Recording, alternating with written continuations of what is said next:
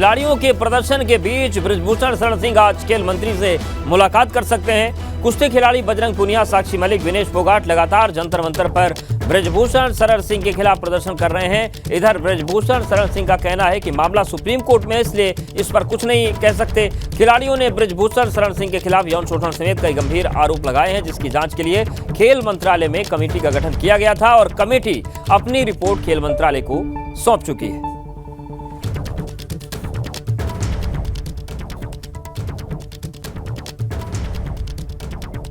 तो धरने के मामले पर उन्होंने कुछ भी कहने से इनकार कर दिया। खेल मंत्री से उनकी मुलाकात होगी।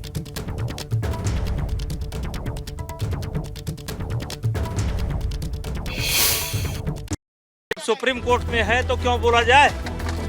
जब मामला सुप्रीम कोर्ट में है तो कैसे बोला जाए? सुप्रीम कोर्ट में मामला है, सुप्रीम कोर्ट तय करेगा।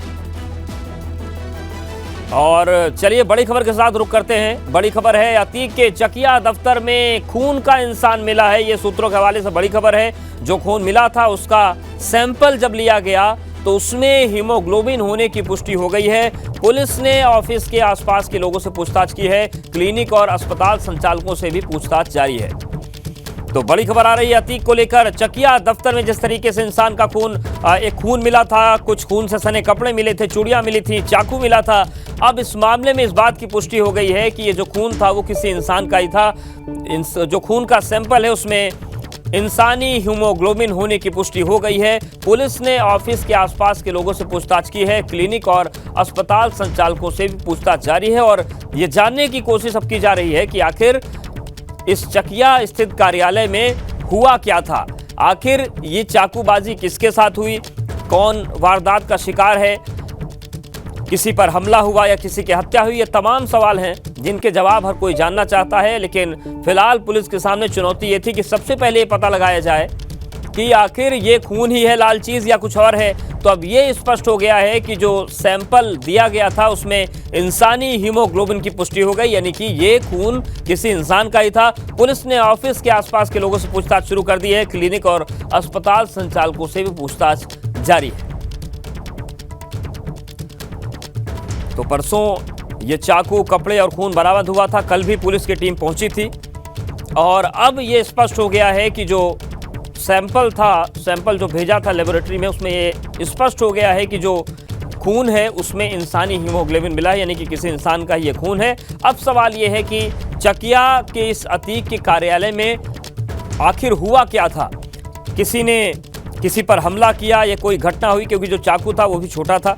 और लेकिन आप देखिए खून के धब्बे जो हैं सीढ़ियों पर पड़े हुए हैं, फर्श पर पड़े हैं। इसके अलावा खून से सना कपड़ा, कुछ टूटी हुई चूड़ियां जो खून से सनी हुई थी, ये तमाम चीज़ें मिली थी। और इसीलिए अब सवाल उठ रहा है कि आखिर यहाँ पर हुआ क्या था।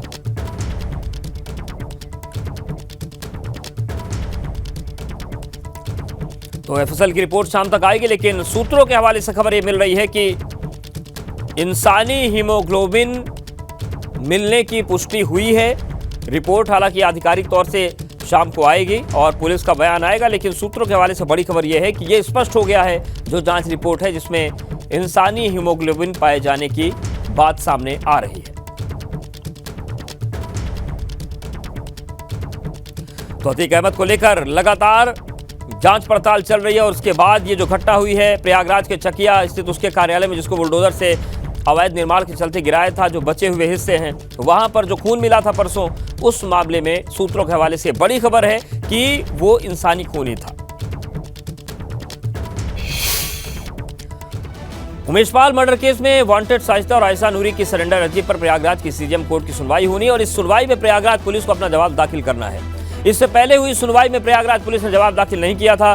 पुलिस के जवाब के आधार पर ही कोर्ट अतीक अहमद की बहन आयशा नूरी को सरेंडर करने की याचिका पर फैसला लेगा। तो सरेंडर की अर्जी आई है।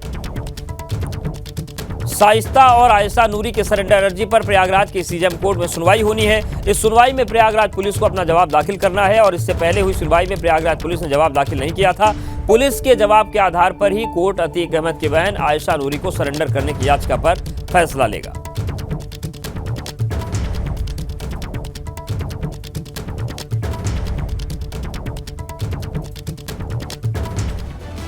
सपा सांसद डॉक्टर शफीकुर रहमान बर्क ने समाजवादी पार्टी से बगावत कर बसपा की तारीफ शुरू कर दी है।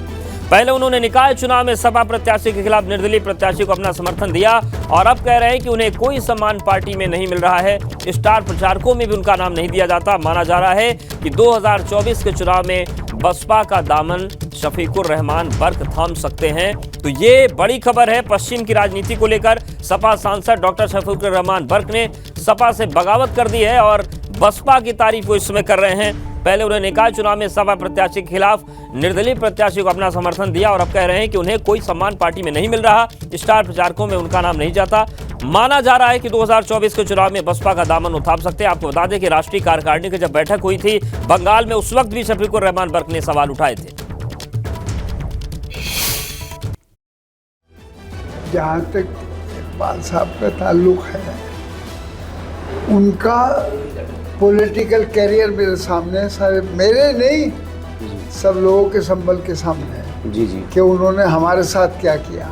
मैं समाजवादी का इलेक्शन लड़ा सन 14 में जी जी सन 14 में जी जो बीजेपी जिसमें आई, जी हाँ इन्होंने खुल्ला मेरी मुखालफत की। जी समाज जी मतलब ये है कि बीजेपी लड़ाई इन्होंने। जी मैंने शिकायत भी की पार्टी से, ऑफिस से, अखिलेश वगैरह इनसे सबसे।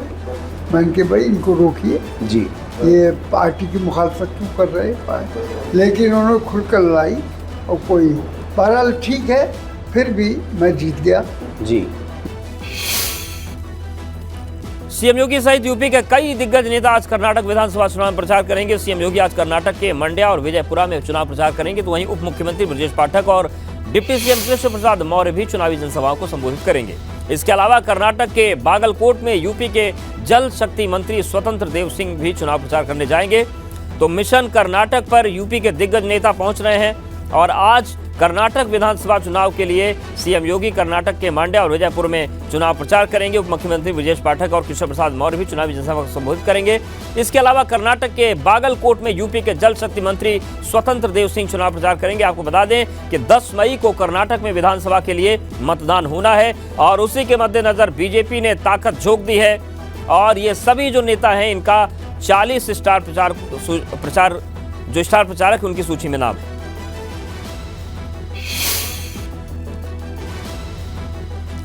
और एक बार और बड़ी खबर का रुख करते हैं। अतीक को लेकर बड़ी खबर है। अतीक के चकिया दफ्तर में इंसान का खून मिला है। ये सूत्रों के हवाले से बड़ी खबर है। जो खून बरामद किया गया था, जो खून मिला था, ये सूत्रों के हवाले से बड़ी खबर मिल रही है कि जो खून की सैंपलिंग की गई तो उसमें इंसानी हीमोग्लोबिन की पुष्टि हुई है। पुलिस ने ऑफिस के आसपास के लोगों से पूछताछ शुरू कर दी है और जो क्लिनिक और अस्पताल हैं, उनके संचालक हैं, उनसे भी पूछताछ की जा रही है, जानकारी जुटाई जा रही है। देखिए ये जो खून के धब्बे दिखा रहे हैं, अब इस बात की सूत्रों के हवाले से खबर मिल रही कि पुष्टि हुई कि इंसानी खून है। हमारे साथ हमारे सहयोगी मोहम्मद मोइन जुड़ गए हैं। मोइन, किस तरीके की जानकारी आ रही है और इसके बाद क्या एक्शन है पुलिस का? देखिए, अतीक अहमद के दफ्तर से 2 दिन पहले जो खून मिला था उसका जो रहस्य है वो अभी भी बरकरार है। यानी जो सस्पेंस है, सस्पेंस से पर्दा नहीं हट पाया है। लेकिन उम्मीद ये जताई जा रही है कि आज शाम तक इसके रहस्य से पर्दा हट सकता है, तस्वीर साफ हो सकती है। क्योंकि जो FSL रिपोर्ट है, उम्मीद ये जताई जा रही है कि आज शाम तक वो आ सकती है, प्रयागराज पुलिस को मिल सकती है। हालांकि जो FSL के सूत्र हैं, उन्होंने प्रयागराज पुलिस को जो शुरुआती जानकारी दी है उसके मुताबिक ये साफ हो गया है कि वहाँ जो खून था वो इंसानी खून ही था। यानी खून में जो हीमोग्लोबिन पाया गया है वो इंसानों का हीमोग्लोबिन ही पाया गया है। इस पर प्रयागराज पुलिस एक्टिव हो गई है। अतीक अहमद के दफ्तर के आसपास के जो तमाम अस्पताल हैं, जो क्लिनिक है, वहां पर पड़ताल की जा रही है। ये पता लगाने की कोशिश की जा रही है कि कहीं ऐसा तो नहीं कि घायल अवस्था में कोई यहाँ पर इलाज के लिए आया हो। लेकिन जिस तरीके की परिस्थितियां मौके वारदात पे नजर आ रही थी, यानी दुपट्टे में खून लगा हुआ था, साड़ी में खून लगा हुआ था, चूड़ियों के टूटे हुए टुकड़े पड़े हुए थे, उसके बाद पुलिस को आशंका इस बात की है कि वहां पर किसी महिला के साथ कोई घटना हुई थी। या तो किसी महिला पर जानलेवा हमला किया गया था या फिर किसी महिला ने खुदकुशी की कोशिश की थी। बहरहाल एक तरफ आज शाम को प्रयागराज FSL की रिपोर्ट मिलेगी प्रयागराज पुलिस को, वहीं दूसरी तरफ प्रयागराज पुलिस तेजी से इस मामले में जांच को आगे बढ़ा रही है। उम्मीद ये जताई जा रही है कि आज शाम से लेकर कल तक इस पूरे मामले से जो है वो पर्दा हट सकता है, खून मिलने का जो राज है वो सामने आ सकता है और सस्पेंस जो है वो सस्पेंस खत्म हो सकता है। जी शुक्रिया मोइन आपका जानकारी और अपडेट्स को देने के लिए।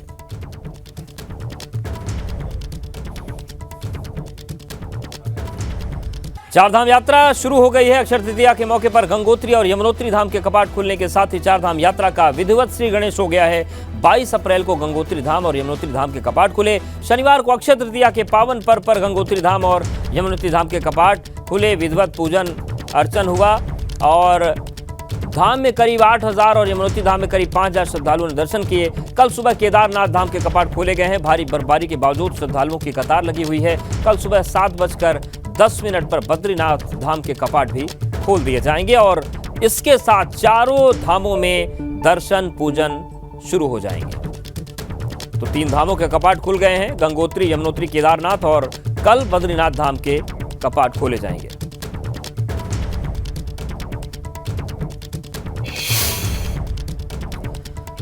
तो चारधाम यात्रा का आगाज हो गया है। गंगोत्री धाम के कपाट 22 अप्रैल को खुले 7:35 पर 12:35 पर।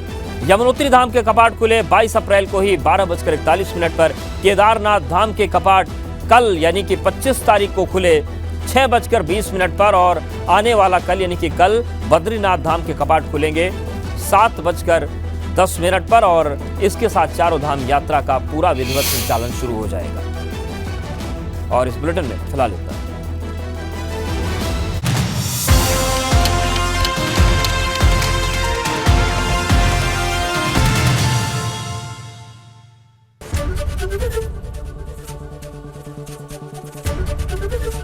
एबीपी गंगा, खबर आपकी, जुबान आपकी।